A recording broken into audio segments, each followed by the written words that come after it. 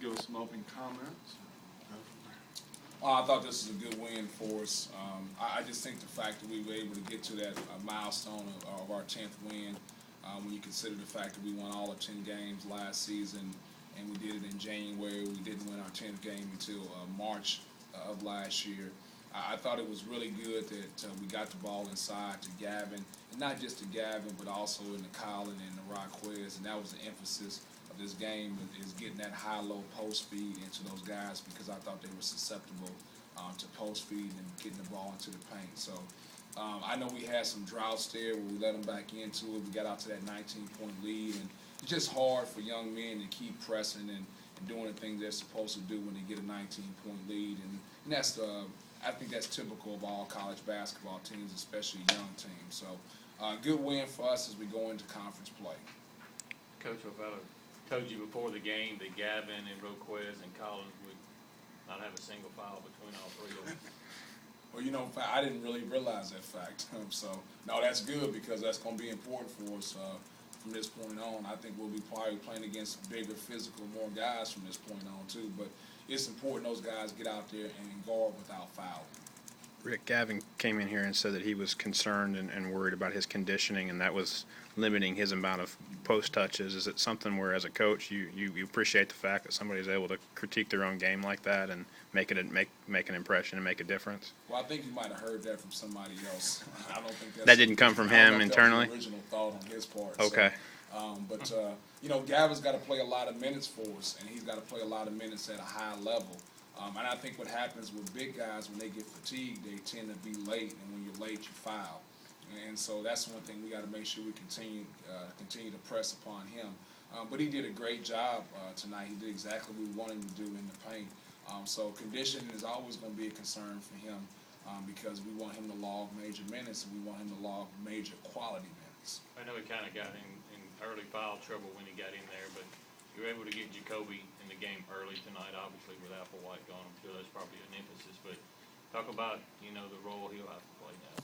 Yeah, I wanted to get Jacoby out there and give him some flavor for the competition, because I really don't quite know what I'm going to do with the rotations now, whether it's going to be Jacoby, whether it's going to be Tyson, whether it's going to be a combination of Jacoby, Tyson. I'm even going to give Tevin a look, because he's been really good for us in practice. But it's so different between competing in practice and competing in games, and especially now we start SEC play. So we got a good feel of what Tyson can do. And so Tyson's always going to be a part of the rotation. Now I'm trying to figure out what Jacoby can do and what Tevin can do. And Jacoby's biggest deficiency for us right now is just defensively. He's got to become a better defender, because he's got something that we need. He's got the ability to knock down perimeter shots. I think Gavin's, it almost seemed like his rebounding led to his points. How much do you think that contributed to his big night, starting on the boards and then leading to points? Oh, I thought it was huge, because he got defensive rebounds and started our fast break. And if we don't have that fast break, he ends up getting a so-called up screen into the post, and that leads to a high-low situation. So anytime he rebounds the basketball, we want to back screen him or have him down screen and get himself into the post. So anytime he gets those rebounds, it's probably going to lead to an isolation in the post for him for the high-low. Now that football's over, is there any discussion for Duranya to join the team? No, there hasn't been any discussion yet. I think, if anything, that he needs a break and try to get his body ready and healed. So I haven't talked to him about it. I haven't talked to Coach Mullen about it. I'm sure that time will come, but it's not something that I'm pressing about, because we want to be fair to bear on that. Does with the loss of Dre keep the same mindset you had with Travis, still to redshirt him? Yeah, nothing has changed on that. Yeah, I want to be fair to Travis on that.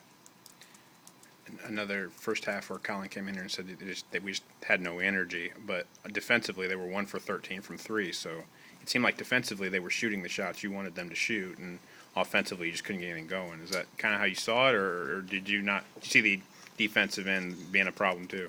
No, I thought early they got some uncontested layups by driving the basketball, and I thought that didn't have much to do with team defense. I just thought it had to do with the fact that we got beat off the bounce. And I always have this feel, I tell our guys, if you get beat off the bounce so bad, there is no help defense.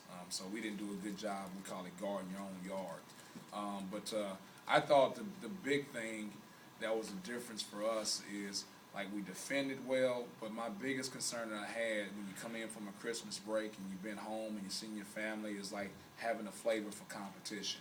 And I thought, I told them before the game started, I said, do we have the flavor for competition? And we didn't have that at the beginning.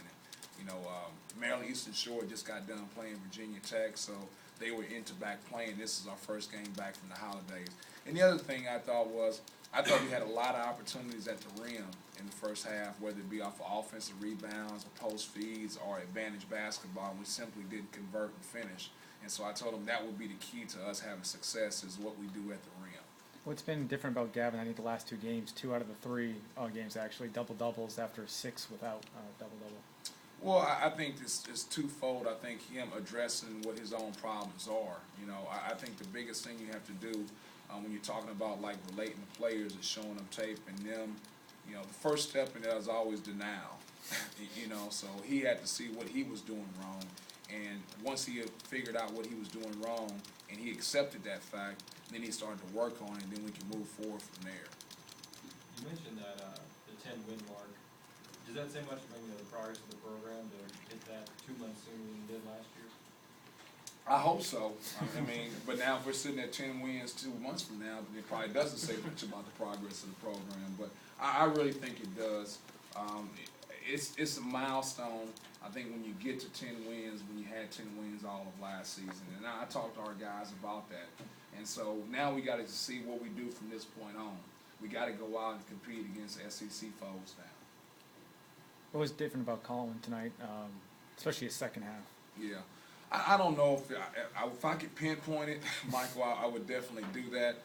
But I just thought we had a lot of opportunities right there at the rim because of post feeds, and I didn't think he concentrated on his three-point shot. He took some threes, but I thought they were open threes. But I thought he made a conscious effort to get the ball down low. And I think when you get the ball down low, then he's a good post player. I think what happens a lot of time is, like we say, he's this skilled forward, but he's skilled in the post too, and he's got to do a better job of trying to get the ball down there and wanting it down there. Maybe another, teaching point or, lesson for Chicken in the sense he only shoots 3 times and gets 3 points, but he found other ways to help his team win from a leadership and defensive standpoint. Well, I don't want to learn that lesson very much At all. I want him to get some attempts and scoring, but I think it says a lot about the fact that we were able to win this game like this without Chicken contributing a lot on the offensive end with points. So he's always going to be a major part of our offense because even if he's not scoring, people are going to concentrate on him because of his ability to get into the paint. IJ, 6 assists, no turnovers. How far has he come from, say, the beginning of the season? Well, I think one of the big things is I was concerned about is that he had lost some time there in that developmental stage with as a freshman because of the hamstring. You never want those guys to lose that developmental time there. I don't know if you can. I count a turnover when he tried to put the fake ball behind his back and missed the layup. That's a turnover to me, but statistically, it's not a turnover. But he did a good job taking care of the basketball, getting assists. And I think we had 18 assists on 29 buckets. So I think that's pretty good as a team. Period. Is that it? All right, next week, start SEC